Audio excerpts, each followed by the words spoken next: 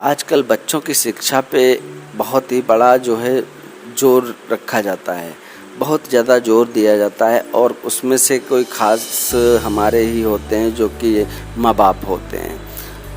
बच्चों की शिक्षा का ये आलम है कि अगर बच्चों की जैसे ही बोलना शुरू करते हैं अपनी तुतली ज़बान से, अब्बू, अब्बा, पापा, मम्मी, अम्मी, माँ, ये सब कहना सीखने की शुरुआत ही करते हैं कि उनको ए और बी और सी और डी ये सिखाया जाने लगता है और उनको इतना प्रेशर पड़ने लगता है कि बेटा 1 2 3 और टेबल्स 2 2 जा 1 2 2 जा 4 2 2 जा 3 2 3 जा ये सब पढ़ाया जाने लगता है उनको उस तुतली ज़बान से, उस लड़खड़ाती हुई ज़बान से।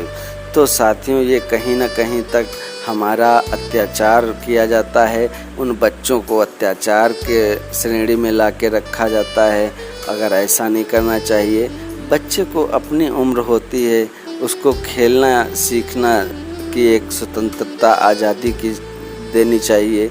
उसके बाद का जो समय है जब वो कुछ उसके जब वो विकसित होने लगे, उसका माइंड विकसित होने लगे, वो थोड़ा सा अच्छा पौड़ हो जाए, मजबूत होने लगे, तब उसको आप सिखाइए, तब उसको, क्योंकि जो उसका बचपना है, जो वो पल हैं, उनको मत छीनिए।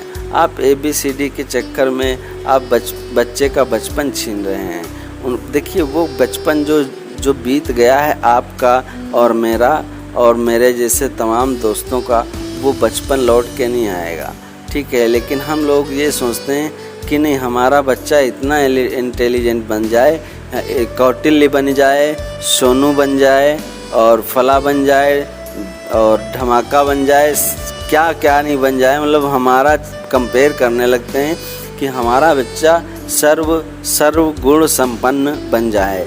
लेकिन मैं बता दूं दोस्तों, सर्वगुण संपन्न नहीं बन सकता है आपका बच्चे को आप थोड़ी सी मोहलत दें, आप थोड़ा सा उसको खेलने का और उसके बचपन होने का, बच्चे होने का एक जो अर्थ है उसको जानने का मौका दें।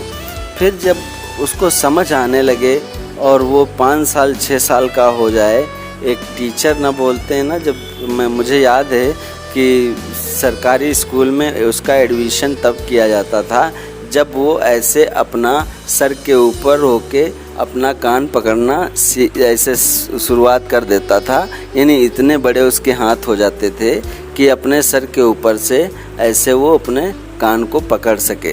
तो ये माना जाता था कि ये बच्चे का एडमिशन करने लायक हो गया है। लेकिन आज ऐसा नहीं होता है, आज बिल्कुल भी ये सब चीज़ें और पहले के जो नियम थे, शर्त थी, उनको बदल दिया गया है और कोई बदलने वाला कोई और नहीं, हम ही जैसे माँ और पिता हैं। तो जैसे मैं बता दूं, अब वो हाथ पकड़ने की, जो कान पकड़ने की परंपरा थी, प्रथा थी, वो ख़त्म कर दी गई है और इंग्लिश मीडियम की ने एक ये शुरुआत की है कि बेटा तुमका ओरल में कितना क्या याद है बेटा, स्काई किसको कहते हैं, वाटर किसको कहते हैं, बेटा ये बताओ, अच्छा लीफ किसको कहते हैं, बेटा ये बताओ माउथ किसको कहते हैं, बेटा बताओ नोज़ किसको कहते हैं, बेटा बताओ कैट किसको कहते हैं, बेटा बताओ मंकी किसको कहते हैं। अब हिंदी में उसको जानने का अर्थ छीन लिया गया है कि हिंदी में बच्चे बंदर ना कहें और बच्चे मंकी की जगह बंदर कहें ना कहें और कैट की जगह कहीं बिल्ली ना कह दें।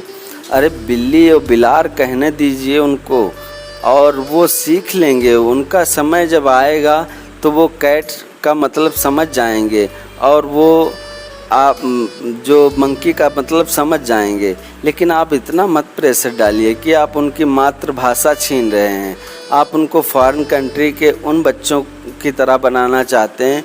तो वहाँ की मातृभाषा है, इसलिए वो लोग ऐसे होते हैं कि हमारी भाषा इतनी बुरी नहीं है, हम हिंदुस्तानी हैं, हमारी हिंदी भाषा, हमारी उर्दू ज़ुबान, हमारे इतना रस है, इतने शब्द मीठे हैं कि किसी को भी शुगर हम कर देंगे। लेकिन हम इन चीज़ों को नहीं चाह रहे हैं, हम चाह रहे हैं फास्ट फूड यानी हम चाह रहे हैं chow mein, pizza, burger, dosa, idli, तो ये सब चाह रहे हैं बच्चों के साथ में। तो प्लीज़ ऐसा माता पिता मत करें, बच्चे को थोड़ा सा खेलने दें, थोड़ा सा रहने दें, अपनी ज़िंदगी को जीने दें। हाँ, जब उसका टाइम आएगा तो वो फिर ज़रूर सीख लेगा, और अभी बहुत उम्र पड़ी है सीखने के लिए, समझने के लिए। तो आप इतना प्रेशराइज मत करिए बच्चों को कि बस वो इंग्लिश ही रह जाएं और हिंदी का मतलब ही भूल जाएं। फिर हिंदी में उनको अगर कोई 1 2 3 कोई बात के जगह वो 1 2 3 बताए तो बोलें आई एम वेरी सॉरी, आप मुझे प्लीज़ इंग्लिश में बताइए, हिंदी की जगह आप इंग्लिश में गिनती बोलिए। जब बताएंगे 79 लिखो तो बोलेंगे नहीं मुझे नहीं समझ आता, आप हिंदी में। तो ये भी एक शर्म की बात है कि आप हिंदुस्तान में रह रहे हो और 79 नहीं जानते हो किसको कहते हैं, तो आपको इंग्लिश में ये बताना पड़ेगा कि 79 को इंग्लिश में 79 कहते हैं। और 89 नहीं जानते हो, 89 नहीं जानते हो बेटा, अच्छा ठीक है, तुम तो कौन से क्लास में हो? तो बोलेगा गर्व से मैं 6 में हूँ, मैं 5th में हूँ, मैं 4th में हूँ, लेकिन उनको 89 का मतलब नहीं पता होता है। तो बोलते हैं कि 8 9 यानी 89, 89 89 होता है। तो ये बहुत ही शर्म की बात है, लेकिन हमारे अंदर की शर्म मर चुकी है, हया चली गई है, और जो आबरू है वो ख़त्म हो गई है। तो हमारा ज़मीर तो बचा ही नहीं है। अगर ज़मीर बचा होता तो हम लोग हिंदी को और उर्दू को इतना जो है लतियाते नहीं, हम लोग अभी दिलों और दिमाग से मत नहीं निकालते, लेकिन हम इंग्लिश के चक्कर में पड़े हैं। अरे मोदी जी, आप तो हिंदी के पक्ष में थे, आप तो उर्दू के पक्ष में थे, फिर आपने प्रयास क्यों नहीं किया? मुझे तो लगता है कि कहीं आप भी बाहर जा के कंट्री में घूम के आए हो और इंग्लिश की हवा लग गई है।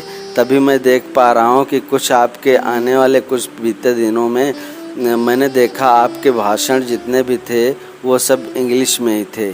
तो ऐसा मोदी जी आप पे भी किसी ने कुछ टोना टटका कर दिया है कि आप भी हिंदी का पक्ष ख़त्म कर रखे हो। जब आपने शुरुआत में पीएम बने थे और शुरुआत में आपने बताया था कि हिंदी को हम जारी रखेंगे, हिंदी और उर्दू का साथ कभी नहीं छोड़ेंगे, तो मुझे बेहद खुशी हुई थी इस चीज़ को लेके कि अपनी मातृभाषा को आप हमेशा ज़िंदा रखोगे, बरकरार रखोगे, कायम रखोगे। लेकिन देखते हैं कि जितनी भी अच्छी वेबसाइटें होती हैं, जितने भी अच्छे वीडियोज़ होते हैं, जितने भी बहुत महत्वपूर्ण वीडियोज़ होते हैं, वो हिंदी में ना होके बल्कि इंग्लिश में होते हैं। तो अब ये दुखद की बात है कि जो हिंदी का जानकार है, हिंदी की जिसको ज्ञान है और जिसको उर्दू का ज्ञान है, वो बेचारा इंग्लिश का वीडियो देख के कुछ नहीं सीख सकता है। तो ये उसका दुर्भाग्य ही है कि वो इस भारत में रह के और अच्छे वीडियोज़ को नहीं देख पा रहा है, अच्छी बातों को नहीं समझ पा रहा है। हम सबका प्रयास होना चाहिए कि अपने बच्चों को अच्छी शिक्षा दें, पर अपनी मातृभाषा को कभी भी भूलने ना दें। चलिए, वीडियो देखने के लिए बहुत बहुत धन्यवाद आपका। मिलते हैं फिर किसी एक वीडियो के साथ, तब तक के लिए आपको अलविदा।